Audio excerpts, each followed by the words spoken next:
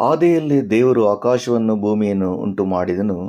ಭೂಮಿಯು ಕ್ರಮವಿಲ್ಲದೆಯೂ ಬರಿದಾಗಿಯೂ ಇತ್ತು. ಆದಿಸಾಗರದ ಮೇಲೆ ಕತ್ತಲಿತ್ತು. ದೇವರಾತ್ಮರು ಜಲಸಮೂಹಗಳ ಮೇಲೆ ಚಲಿಸುತ್ತಿದ್ದರು. ಆಗ ದೇವರು ಬೆಳಕಾಗಲಿ ಅನ್ನಲು ಬೆಳಕಾಯಿತು. ದೇವರು ಬೆಳಕನ್ನು ಒಳ್ಳೆಯದೆಂದು ನೋಡಿದನು. ಪ್ರಿಯರೇ, ದೇವರು ಬೆಳಕನ್ನು ಕತ್ತಲೆಯನ್ನು ಬೇರೆ ಬೇರೆ ಮಾಡಿ ಬೆಳಕಿಗೆ ಹಗಲೆಂದು ಕತ್ತಲೆಗೆ ಇರುಳೆಂದು ಹೆಸರಿಟ್ಟರು. ಹೀಗೆ ಸಾಯಂಕಾಲವೂ ಪ್ರಾತಃಕಾಲವಾಗಿ ಮೊದಲನೆಯ ದಿನವಾಯಿತು. ಬಳಿಕ ದೇವರು ಜಲಸಮೂಹಗಳ ನಡುವೆ ವಿಸ್ತಾರವಾದ ಗುಮ್ಮಟವು ಉಂಟಾಗಲಿ, ಅದು ಕೆಳಗಣ ನೀರುಗಳನ್ನು ಮೇಲಣ ನೀರುಗಳನ್ನು ಬೇರೆ ಬೇರೆ ಮಾಡಲಿ ಅಂದನು. ದೇವರು ವಿಸ್ತಾರವಾದ ಗುಮ್ಮಟವನ್ನು ಮಾಡಿ ಅದರ ಕೆಳಗಿದ್ದ ನೀರುಗಳನ್ನು ಅದರ ಮೇಲಿದ್ದ ನೀರುಗಳಿಂದ ವಿಂಗಡಿಸಿದನು. ಹಾಗೇ ಆಯಿತು. ದೇವರ ಗುಮ್ಮಟಕ್ಕೆ ಆಕಾಶವೆಂದು ಹೆಸರಿಟ್ಟನು. ಹೀಗೆ ಪ್ರಾತಃಕಾಲವೂ ಸಾಯಂಕಾಲವೂ ಆಗಿ ಎರಡನೆಯ ದಿನವಾಯಿತು. ಅನಂತರ ದೇವರು ಆಕಾಶದ ಕೆಳಗಿರುವ ನೀರೆಲ್ಲ ಒಂದೇ ಕಡೆ ಕೂಡಿಕೊಳ್ಳಲಿ, ಒಣನೆಲವು ಕಾಣಿಸಲಿ ಅಂದನು. ಹಾಗೆಯೇ ಆಯಿತು. ದೇವರು ಒಣನೆಲಕ್ಕೆ ಭೂಮಿಯೆಂದು ಜಲಸಮೂಹಕ್ಕೆ ಸಮುದ್ರವೆಂದು ಹೆಸರಿಟ್ಟರು. ಆತನು ಅದನ್ನು ಒಳ್ಳೆಯದೆಂದು ನೋಡಿದನು. ಪ್ರಿಯರೇ, ತರುವಾಯ ದೇವರು ಭೂಮಿಯ ಹುಲ್ಲನ್ನು, ಬೀಜ ಬಿಡುವ ಕಾಯಿಯ ಪಲ್ಯ ಗಿಡಗಳನ್ನು ಬೆಳೆಸಲಿ ಮತ್ತು ಬೀಜವುಳ್ಳ ಹಣ್ಣಿನ ಮರಗಳನ್ನು ಅವುಗಳ ಜಾತಿಗೆ ಅನುಸಾರವಾಗಿ ಹುಟ್ಟಿಸಲಿ ಎಂದು ಹೇಳಿದನು. ಹಾಗೇ ಆಯಿತು. ಭೂಮಿಯಲ್ಲಿ ಹುಲ್ಲು ಬೆಳೆಯಿತು, ತಮ್ಮ ತಮ್ಮ ಜಾತಿ ಪ್ರಕಾರ. ಬೀಜ ಬಿಡುವ ಕಾಯಿ ಪಲ್ಯದ ಗಿಡಗಳು ಉಂಟಾದವು, ತಮ್ಮ ತಮ್ಮ ಜಾತಿಗೆ ಅನುಸಾರವಾಗಿ ಬೀಜ ಹಣ್ಣಿನ ಮರಗಳು ಕಾಣಿಸಿದವು. ದೇವರು ಅದನ್ನು ಒಳ್ಳೆಯದನ್ನು ನೋಡಿದನು. ಹೀಗೆ ಸಾಯಂಕಾಲವೂ ಪ್ರಾತಃಕಾಲವೂ ಆಗಿ ಮೂರನೆಯ ದಿನವಾಯಿತು. ಬಳಿಕ ದೇವರು ಆಕಾಶ ಮಂಡಲಗಳಲ್ಲಿ ಬೆಳಕುಗಳು ಉಂಟಾಗಲಿ, ಅವು ಹಗಲಿರುಳುಗಳನ್ನು ಬೇರೆ ಬೇರೆ ಮಾಡಲಿ. ಇದಲ್ಲದೆ ಅವು ಗುರುತುಗಳಾಗಿದ್ದು ಸಮಯಗಳನ್ನು ದಿನಂ ಸಂವತ್ಸರಗಳನ್ನು ತೋರಿಸಲಿ ಮತ್ತು ಭೂಮಿಯ ಮೇಲೆ ಬೆಳಕು ಕೊಡುವುದಕ್ಕೆ ಅವು ಆಕಾಶ ಮಂಡಲಗಳಲ್ಲಿ ದೀಪಗಳಂತಿರಲಿ ಅಂದನು. ಹಾಗೆ ಆಯಿತು.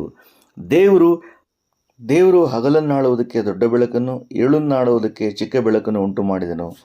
ಆತನು ನಕ್ಷತ್ರಗಳನ್ನು ಸಹ ಉಂಟು ಮಾಡಿದನು. ದೇವರು ಆ ಬೆಳಕುಗಳನ್ನು ಆಕಾಶದಲ್ಲಿಟ್ಟು ಭೂಮಿಯ ಮೇಲೆ ಬೆಳಕು ಕೊಡುವುದಕ್ಕೂ ಹಗಲಿರುಳುಗಳನ್ನು ಆಳುವುದಕ್ಕೂ ಬೆಳಕುಗಳನ್ನು ಕತ್ತಲನ್ನು ಬೇರೆ ಬೇರೆ ಮಾಡುವುದಕ್ಕೂ ಅವುಗಳನ್ನು ನೇಮಿಸಿದನು. ಪ್ರಿಯರೇ, ಆತನು ಅದನ್ನು ಒಳ್ಳೆಯದನ್ನು ನೋಡಿದನು. ಹೀಗೆ ಸಾಯಂಕಾಲವಾಗಿ ಪ್ರಾತಃಕಾಲವಾಗಿ ನಾಲ್ಕನೆಯ ದಿನವಾಯಿತು. ಪ್ರಿಯರೇ, ತರುವಾಯ ದೇವರು ಗುಂಪು ಗುಂಪುಗಳಾಗಿ ಚಲಿಸುವ ಜಲಜಂತುಗಳು ನೀರಿನಲ್ಲಿ ತುಂಬಿಕೊಳ್ಳಲಿ, ಪಕ್ಷಿಗಳು ಭೂಮಿಯ ಮೇಲೆ ಅಂತರಿಕ್ಷದೊಳಗೆ ಹಾರಾಡಲಿ ಎಂದು ಹೇಳಿದನು. ಹೀಗೆ ದೇವರು ಮಹಾ ಜಲಚರಗಳನ್ನು, ನೀರಿನಲ್ಲಿ ತುಂಬಿರುವ ಸಕಲ ವಿಧವಾದ ಜೀವಿಗಳನ್ನು, ರೆಕ್ಕೆಗಳುಳ್ಳ ಸಕಲ ವಿಧವಾದ ಪಕ್ಷಿಗಳನ್ನು ಅವುಗಳ ಜಾತಿಗನುಸಾರವಾಗಿ ಉಂಟು ಮಾಡಿದನು. ಆತನು ಅದನ್ನು ಒಳ್ಳೆಯದನ್ನು ನೋಡಿದನು.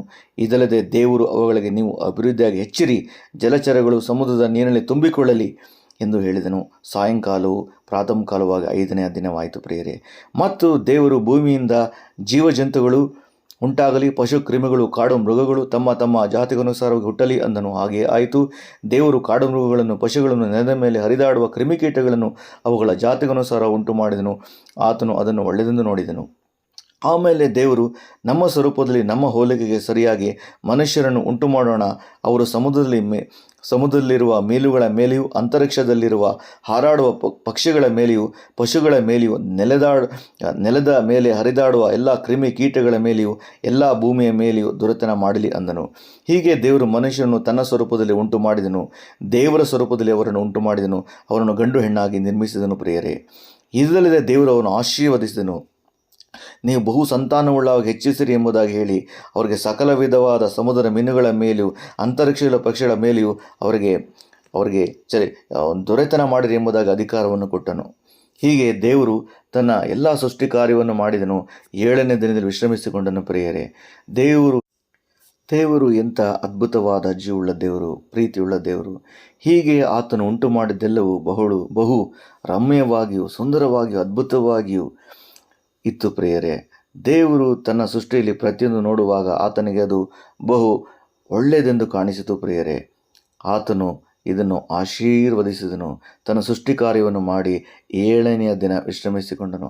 ಹಾಗಾದರೆ ಏಳನೆಯ ದಿನದಲ್ಲಿ ಆತನು ವಿಶ್ರಮಿಸಿಕೊಂಡನು ಎಂಬುದಾಗಿ ಹೇಳುವುದಾದರೆ ಆ ನಿಜವಾದ ವಿಶ್ರಮತೆ ಎಂಬುದಾಗಿ ಅರ್ಥವೇನು? ಪ್ರಿಯರೇ, ಹಾಗಾದರೆ ನಿಜವಾದ ವಿಶ್ರಮತೆಯ ಅರ್ಥವೇನು?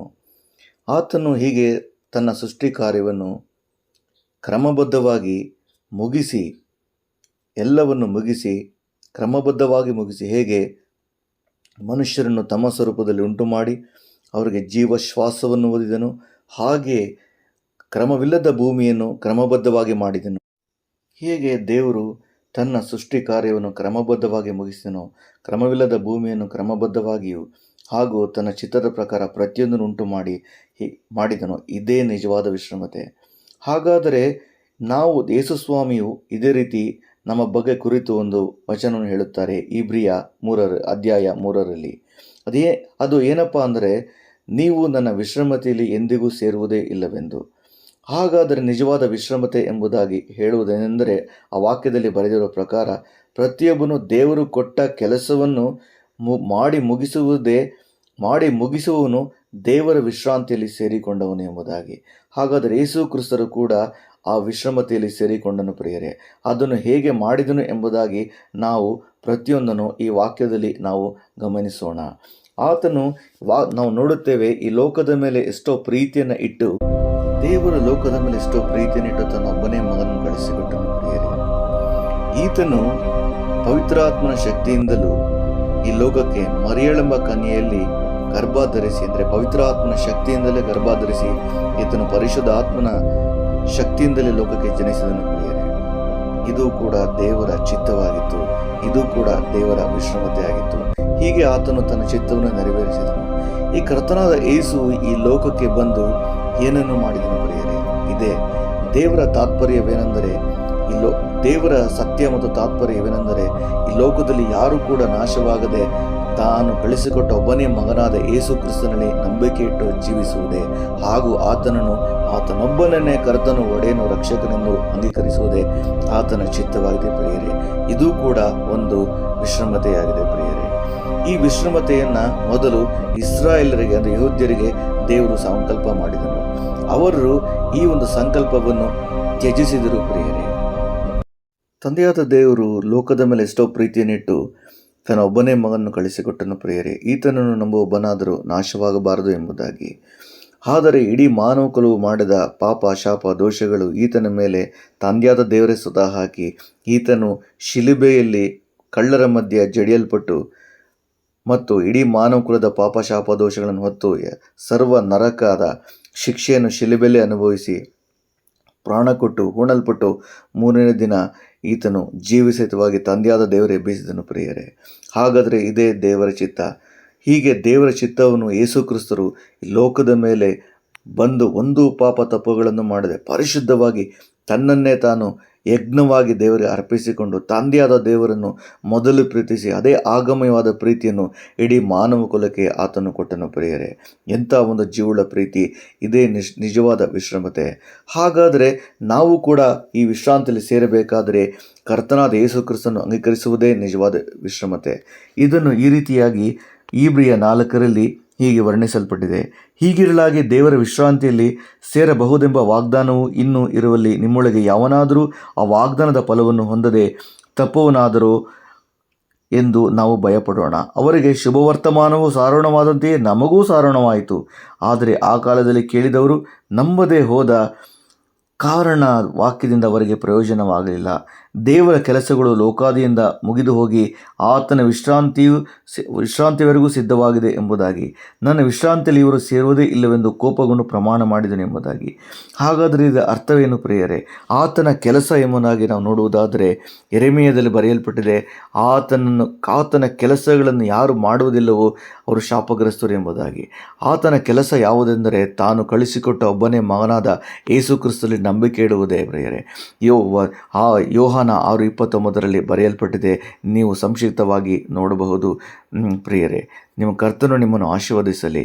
ಈಗೋ ನಿಮ್ಮ ಪಾಪ, ಶಾಪ, ದೋಷಗಳಿಗೆ, ನೀವು ಮಾಡಿರುವ ಕರ್ಮಗಳಿಗೆ ನೀವು ಹಿಂದೆ ಪಶ್ಚಾತ್ತಾಪ ಪಡಿರಿ. ಹಿಂದೆ ಈ ವಿಶ್ರಾಂತಿಯಲ್ಲಿ ಸೇರಿರಿ, ನಿಮಗೂ ವಿಶ್ರಾಂತಿ ಸಿಗುತ್ತದೆ. ನಿಜವಾದ ವಿಶ್ರಾಂತಿ ಎಂಬುದಾಗಿ ಹೇಳುವುದಾದರೆ ಅದು ಮಲಗಿಕೊಳ್ಳುವುದಂತಲ್ಲ. ಕರ್ತನು ವಿಶ್ರಮಿಸಿಕೊಂಡನು ಎಂಬುದಾಗಿ ಸತ್ಯವೇದದಲ್ಲಿ ಬರೆದಿರುವ ಪ್ರಕಾರ ಅದು ಮಲಗಿಕೊಳ್ಳುವುದೇ ಅಲ್ಲ ಪ್ರಿಯರೇ, ನಿದ್ದೆ ಮಾಡುವುದು ಅಲ್ಲ. ದೇವರ ಚಿತ್ತವನ್ನು ನೆರವೇರಿಸುವುದೇ ವಿಶ್ರಾಂತಿಯಾಗಿದೆ. ಹಾಗೂ ದೇವರು ನಮಗೂ ಚಿತ್ತವನ್ನು ಕೊಟ್ಟಿದ್ದಾನೆ. ಆ ಚಿತ್ತ ಏನೆಂದರೆ ಕರ್ತನಾದ ಯೇಸು ಕ್ರಿಸ್ತನ ನಂಬಿಕೆ ಇಟ್ಟು ಆತನಲ್ಲೇ ಇದ್ದು ಆತನಿಗಾಗಿ ಜೀವಿಸುವುದೇ. ಇದೇ ನಿಜವಾದ ವಿಶ್ರಮತೆ, ಇದೇ ನಿಜವಾದ ವಿಶ್ರಾಂತಿ. ಆತನು ಸ್ತುತಿಸುವುದು, ಆತನಿಗೆ ಸ್ತೋತ್ರ ಮಾಡುವುದು, ಪ್ರಾರ್ಥನೆ ವಿಜ್ಞಾಪನೆಗಳನ್ನು ಮಾಡುವುದು, ಸುವಾರ್ತೆ ಸೇವೆಯನ್ನು ಮಾಡುವುದು, ಪಾಪದ ಜೀವಿತವನ್ನು ಬಿಟ್ಟು, ಲೋಕದ ಆಸೆಯನ್ನು ಬಿಟ್ಟು ಆತನಿಗೆ ಸಮರ್ಪಕವಾದ ಜೀವಿತವನ್ನು ಜೀವಿಸುವುದೇ ನಿಜವಾದ ವಿಶ್ರಾಂತಿಯಾಗಿದೆ ಪ್ರಿಯರೇ. ಈ ವಿಶ್ರಾಂತಿಯಲ್ಲಿ ಸೇರಲು ನಾವು ಒಬ್ಬೊಬ್ಬರು ಕೂಡ ಬಯಸೋಣ. ಹಾಗಾದರೆ ಪ್ರಾರ್ಥಿಸೋಣ. ಪರಲೋಕದ ತಂದೆ, ನಾವು ಕೂಡ ವಿಶ್ರಮತೆಯಲ್ಲಿ ಸೇರಿಕೊಳ್ಳುವಂತೆ ಕೃಪೆ ಕೊಡಪ್ಪ. ಈ ಲೋಕದ ಎಲ್ಲ ಸಂಗತಿಗಳಿಂದ ಬಿಡುಗಡೆ ಕೊಡು. ನಮಗಿರುವ ಎಲ್ಲ ಕಷ್ಟಗಳಿಂದ, ಕಣ್ಣೀರುಗಳಿಂದ ಬಿಡುಗಡೆ ಕೊಡು. ರೋಗ ರುಜಿನಗಳಿಂದ ಬಿಡುಗಡೆ ಕೊಡು. ಸಾಲದ ಬಾಧೆಯಿಂದ ಬಿಡುಗಡೆ ಕೊಡು. ಡಿಪ್ರೆಷನ್ನಿಂದ ಬಿಡುಗಡೆ ಕೊಡಪ್ಪ. ಕರ್ತನೇ ಅಪ್ಪ, ಕಾಮ ಕ್ರೋಧ ಕೋಪದಿಂದ ಬಿಡುಗಡೆ ಕೊಡು ಸ್ವಾಮಿ. ಸುಳ್ಳಿನ ಸಂಗತಿಗಳಿಂದ ಬಿಡುಗಡೆ ಕೊಡು. ತಪ್ಪಾದ ಮನುಷ್ಯನ ಬಿಡುಗಡೆ ಕೊಡು. ನಮ್ಮನ್ನು ಆಶೀರ್ವದಿಸು. ನಿನ್ನ ವಿಶ್ರಾಂತಿಯಲ್ಲಿ ನಮ್ಮನ್ನು ಸೇರಿಸಿಕೋ ಕರ್ತನೇ. ಯೇಸುವೆ, ನಾವು ಮಾಡಿದ ಒಂದೊಂದು ಪಾಪಕ್ಕಾಗಿ, ನಾನು ಮಾಡಿದ ಒಂದೊಂದು ಪಾಪಕ್ಕಾಗಿ ಪಡುತ್ತೇವೆ. ನಮ್ಮನ್ನು ಕ್ಷಮಿಸು. Praise the lord. ಎಲ್ಲರಿಗೂ ಗಾಡ್ ಬ್ಲೆಸ್ ಯು. ಆಮೆನ್.